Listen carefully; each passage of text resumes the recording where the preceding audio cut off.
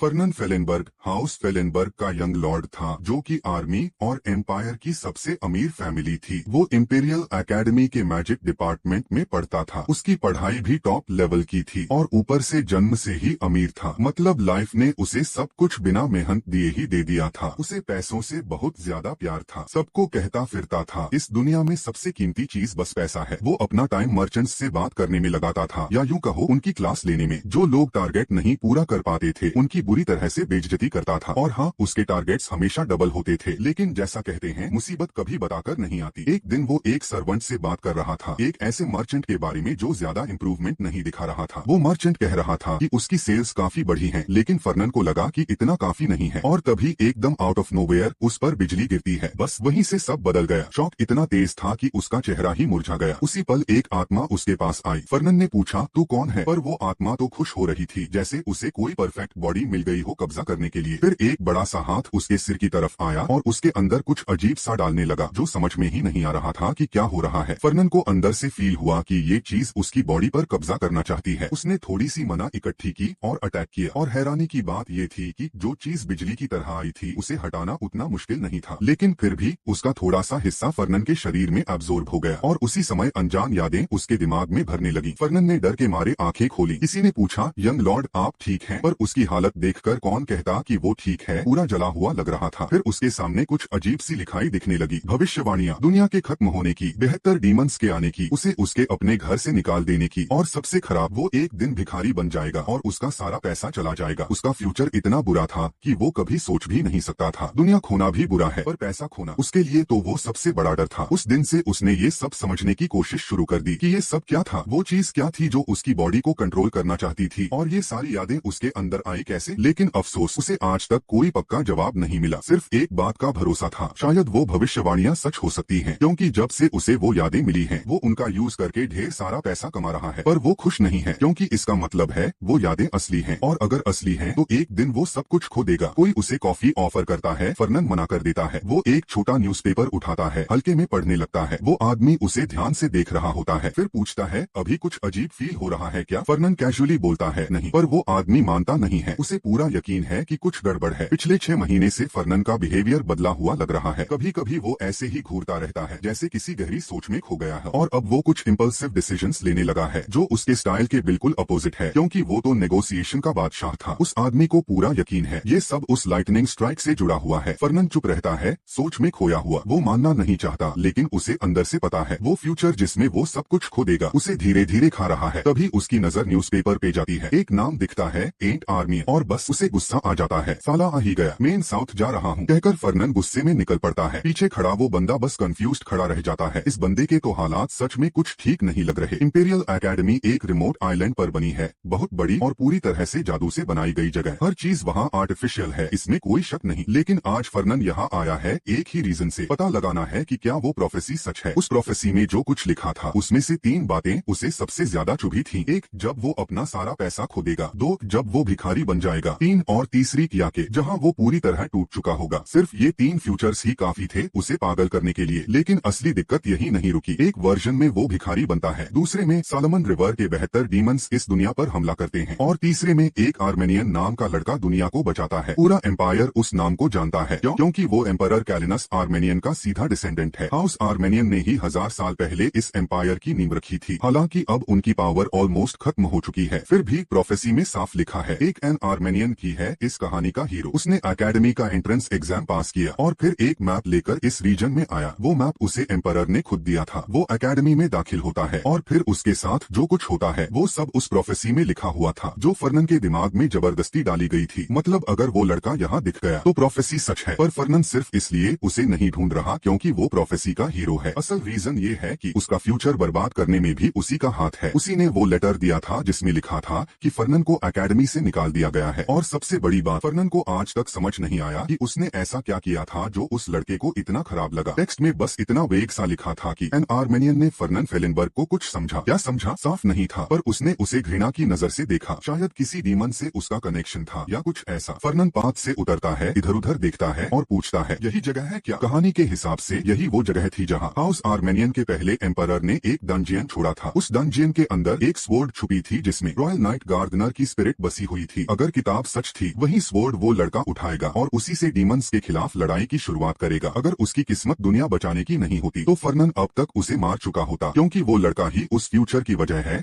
जिसमें फर्नन सड़क पर आ जाता है। लेकिन तभी उसे हवा में कुछ अजीब सी स्मेल आती है। खून। वो एक तरफ देखता है, एक प्लांट खून से लाल हो चुका था, जैसे कि कहानी में लिखा था। डंजियन तक पहुंचने से पहले वो एक क्रोकर से टकराता है। क्रोकर्स, ये क्रीचर्स उस स्वॉम्प के सबसे खतरनाक शिकारी होते हैं और फर्नन जो अभी अभी एकेडमी में आया है उसका उनसे जीतना नामुमकिन था। यही वो पल था जब फर्नन को यकीन होने लगा कि प्रोफेसी सच में शुरू हो चुकी है। जैसे ही वो डंजियन की तरफ बढ़ने लगता है, वो कमीना एंट आर्मेनियन एकदम सामने आ जाता है। फर्नन सीधा पूछता है, तू यहाँ क्या कर रहा है? एंट्रेंस एग्जाम नहीं देना था तुझे? एंट कंफ्यूज्ड होकर पूछता है, तुझे कैसे पता मैं कौन हूँ? फर्नन हंसते हुए कहता है, भाई पूरे एम्पायर को पता है कि तू एम्परर का डिसेंडेंट है। पर वो ब्लॉन्ड लड़का खुद नहीं जानता फर्नन कौन है। फर्नन खुद को इंट्रोड्यूस करता है और लगता है उसकी रेपुटेशन इतनी भी अच्छी नहीं। वो लड़का घबरा जाता है, तो वो बदनाम फर्नन फेलेनबर्ग है। फर्नन का मूड थोड़ा डाउन हो जाता है। वो कहता है, थोड़ी इज्जत से बात कर। फिर पूछता है, तू ठीक है? ब्रोकर से फाइट किया तूने? एंट कहता है, हाँ, मैं पूरा खून से भरा हूँ। फर्नन उसे एक हाई ग्रेड पोशन फेंक कर देता है और बोलता है, ये नॉर्मल से 10 गुना महंगा है। एंट कुछ बोलने ही वाला था, मेरे पास इतने पैसे नहीं है, पर फर्नन उसे रोकता है, चिल कर, मुझे पैसे की जरूरत नहीं है। पुअर गाय की इंसल्ट ऑन अनदर लेवल। फिर फर्नन कहता है, तेरे अंदर इंपीरियल ब्लड है, मैं इसे इन्वेस्टमेंट मान रहा हूँ। ब्लॉन्ड लड़का कुछ सेकंड उसे देखता है, सोचता है शायद फर्नन उतना पागल नहीं है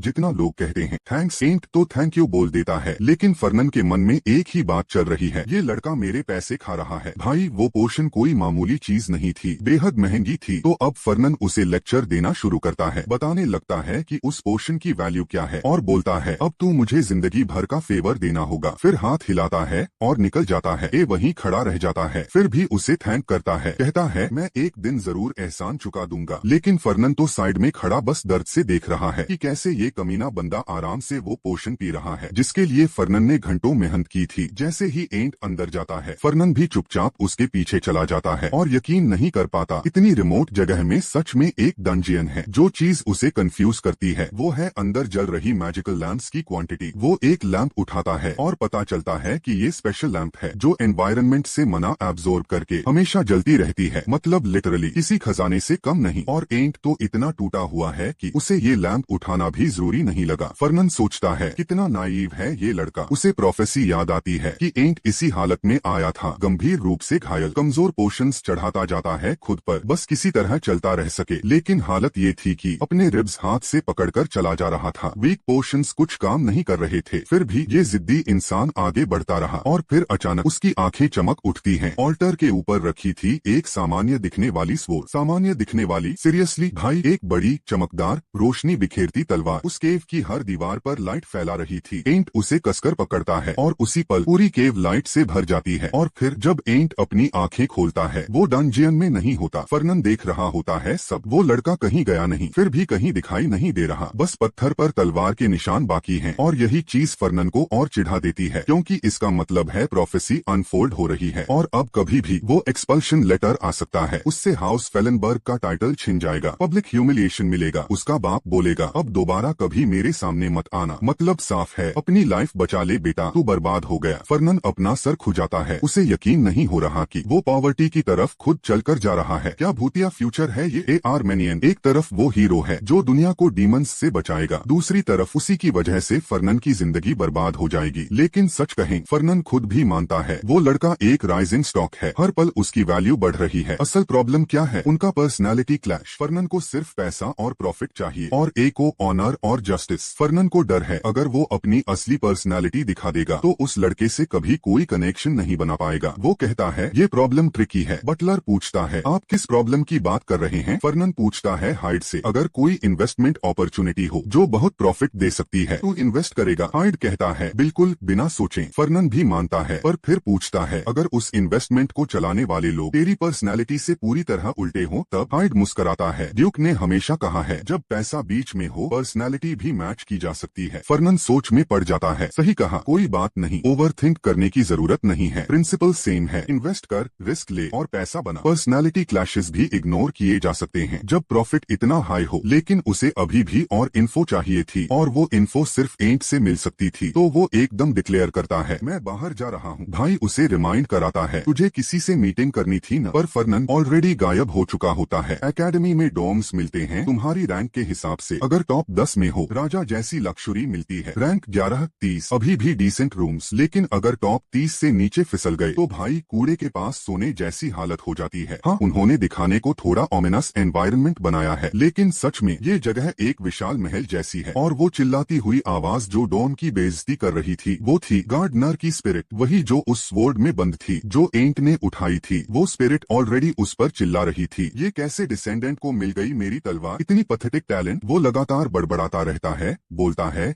ये तो पूरी तरह से बेइज्जती है। अगर सम्राट को इसके बारे में पता चलता तो वो हर एक राक्षस की गर्दन तोड़ देता। ये सुन के एंट रुक जाता है, सोचता है ये डीमंस की बात क्यों कर रहा है। स्पिरिट जवाब देता है, अगर कहीं राक्षसों का चक्कर ना होता तो मैं वापस आता ही नहीं। एंट धीरे से बड़बड़ाता है, मैं कुछ कर भी नहीं सकता, अभी अभी एकेडमी ज्वाइन की है, बहुत ही कमजोर हूँ। ये सुनते ही स्पिरिट और भी भड़क जाता है कि इतना कमजोर बंदा मुझे वापस लाया, क्या बेइज्जती है। एंट पलटकर जवाब देता है, ये सब पहले सम्राट की गलती है, उसी ने रॉयल सक्सेशन सिस्टम को खत्म किया था और उसकी जगह नोबल हाउसेस को वोटिंग का हक दिया। उसका खानदान आर्मियन उन्हीं 7 टॉप नोबल हाउसेस में से है। ऊपर से सम्राट ने अपने ज्यादातर जमीन भी एम्पायर को दे दी थी। रुको जरा, आर्मियन मतलब एंट, यानी कि हमारा मैं लड़का फर्नन फेलनबर्ग है और ब्लॉन्ड किड एंट आर्मेनियन। ब्लॉन्ड लड़का फिर बोलता है, इन्हीं वजहों से तो हमारे पुरखों की तलवार की टेक्निक्स भी खो गई। वो बेसिकली पिछले 100 साल की हिस्ट्री स्पिरिट को समराइज कर रहा होता है, फिर सोचता है कि सब कुछ इतना खराब है तो चलो स्पिरिट का मूड थोड़ा ठीक करने की कोशिश करता हूँ। वो कहता है, अब भी मुझ में पोटेंशियल है और तुम मेरी मदद कर सकते हो फैमिली की रिस्पेक्ट वापस लाने में। हो सकता है ये सब सम्राट के प्लान का हिस्सा हो। तभी दरवाजे पे कोई दस्तक देता है। एंट आर्यन आवाज सुनते ही समझ में आ जाता है, हाँ वही है। वो बदतमीज रिच लड़का, एकदम सूट में तैयार, हमेशा की तरह वो झूठी सी स्माइल के साथ खड़ा है। वो पूछता है, बिजी तो नहीं हो। एंट कहता है, नहीं, कुछ अर्जेंट नहीं। फर्नॉन बोलता है, फिर तो परफेक्ट टाइम है भाई, चल कहीं और चलते हैं, यहाँ बहुत भीड़ भाड़ है। एंट कहता है, रुक जरा, अभी तो उठ के आया हूँ। लेकिन फर्नॉन उसे काट देता है, याद है किसने पोशन दी थी, सीधा बोल देता है, चल निकल। एंट ऑब्वियसली कोशिश कर रहा होता है उस स्पिरिट को छुपाने की जो उसके पीछे तैर रहा होता है, पर शायद वही अकेला है जो उसे देख सकता है। अब स्पिरिट पूछता है, ये बंदा कौन है दरवाजे पर। एंट बताता है, फेलनबर्ग फैमिली का लड़का है। स्पिरिट तुरंत पहचान जाता है, हाँ वो लोग, सिर्फ पैसे वाले और कुछ नहीं, दूर ही रहना, इनसे ना ताकत है ना वैल्यू। एंट को लगता है फर्नॉन पोशन के पैसे वसूलने आया है, लेकिन पहली बात जो फर्नॉन करता है तलवार की, हाँ वो तलवार भी साथ लाया है बातचीत के लिए। एंट कहता है, बस ऐसे ही। अब वो तलवार साथ रखने में सेफ फील होता है। फर्नॉन पहले से जानता है कि ये वही तलवार है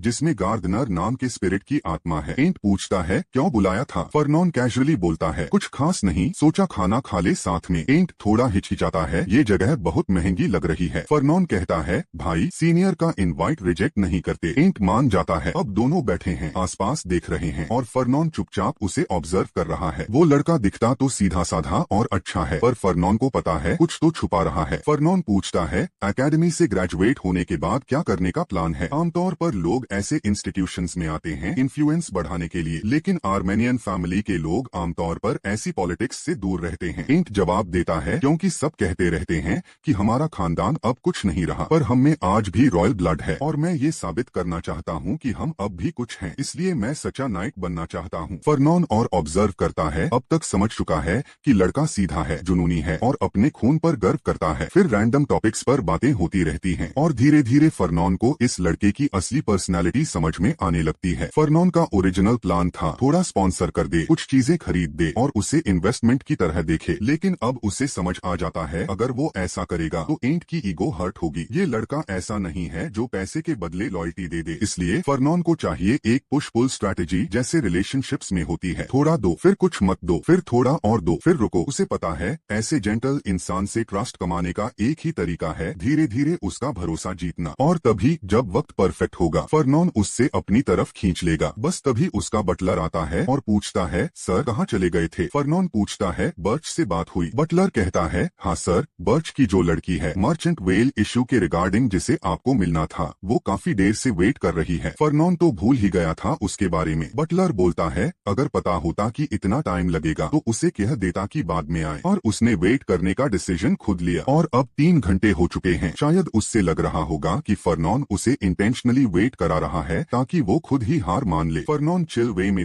है, ऑनेस्टली अगर ऐसा सोचे तो और आसान हो जाएगा, अगर उसका विल टूटा है तो क्रश करना और आसान होगा। वो भाई थम जा जरा। FIR हंसी आती है उससे, बट स्टिल बर्ब्स के साथ रिलेशन बिगड़ना नहीं चाहिए, जरूरी है। तभी उसे अजीब सा फील होता है। बटलर पूछता है, सर सब ठीक है? फर्नॉन थोड़ा लड़खड़ाता है, सर पकड़ के कहता है, कुछ नहीं, बस एक अजीब सा हेडेक है। लेकिन ऑब्वियसली कुछ नया सीन चालू हो जाता है। एक्वामरीन और किसी नोबल के जिंदा होने का कुछ विजुअल आता है। नहीं, एक्चुअली एक लड़की, चेस्ट ब्राउन हेयर, एक्वामरीन जैसी आंखें, पर उसकी ब्यूटी से भी ज्यादा उसकी नोबल प्रेजेंस और स्वर्ड्समैनशिप नोटिस होती है। उसकी तलवार चांदनी रात में डांस करती थी और कहा जाता है अगर उसके शैकल्स टूट जाएं तो वो फिर से उड़ सकेगी। वो शैकल्स किसने बांधे? फेलनबर्ग फैमिली ने। अब फर्नॉन धीरे धीरे समझने लगता है कि भविष्य में एंट उससे नफरत क्यों करता है। शायद उस लड़की से उसका कोई कनेक्शन बनता है और फर्नॉन ही उसके रास्ते में प्रॉब्लम बनता है। फर्नॉन गुस्से में बड़बड़ाता है और बटलर सोचता है कि शायद वो उससे नाराज है। कट टू, वो लड़की बैठी है, सोच रही है, फर्नांडिन फेलनबर्ग, उस हरामी ने मुझे बुलाया और अब 3 घंटे से बिठा के रखा है। ना फोन है, ना टिकटॉक स्क्रॉल करने को, कुछ कर्ज में डूबी हुई है और सोच रही है क्या उसे लगता है कि मुझे थका देगा और मैं हार मान लूंगी। फर्नॉन वहीं पीछे खड़ा है, चुपचाप देख रहा है। उसका गुस्सा दूर से भी फील हो रहा है। पता चलता है लड़की का खानदान बरका उत्तर का एक रिमोट इलाका गार्ड करता था, पर एक मॉन्स्टर अटैक में उनका पूरा सेटअप तबाह हो गया। फोर्ट्रेस उड़ गया और अब वो लोग पैसों के लिए जूझ रहे हैं। उन्होंने एक गोल्डन पैटेंट भी बेच दिया जो कुछ राइट्स देता था, पर वो भी काफी नहीं था। और जिसने उनकी मदद की थी वो था फेलनबर्ग फैमिली का हेड, मतलब फर्नॉन का बाप। लेकिन वो मदद पिटी से नहीं, कैलकुलेशन से की गई थी। फेलनबर्ग्स मैजिक में स्ट्रॉन्ग द, पर स्वर्ड्समैनशिप में नहीं। और बिरीव्स, वो तो स्वॉर्ड टेक्निक में एक्सपर्ट द, पर भूखे मर रहे थे। Perfect opportunity. फर्नॉन के बाप ने एक ऐसा लोन दिया जिसे वो कभी चुका नहीं सकते थे। बर्च फैमिली एक बार मरी और अब धीरे धीरे इंटरेस्ट के नीचे दबके फिर मर रही है। ये परफेक्ट चांस था उनकी स्वॉर्ड टेक्निक हथियाने का। बट अब प्रॉब्लम है वो लड़की, वही जो फ्यूचर में आर्मेनियन की लवर बनती है। उसका पोटेंशियल, इंटेलिजेंस, ब्यूटी सब टॉप नॉच है, बस पैसा नहीं है। और उसका कनेक्शन एंट से जुड़ चुका है। फर्नॉन को बस इतना करना है उसके साथ रिश्ते खराब ना हो। तो जब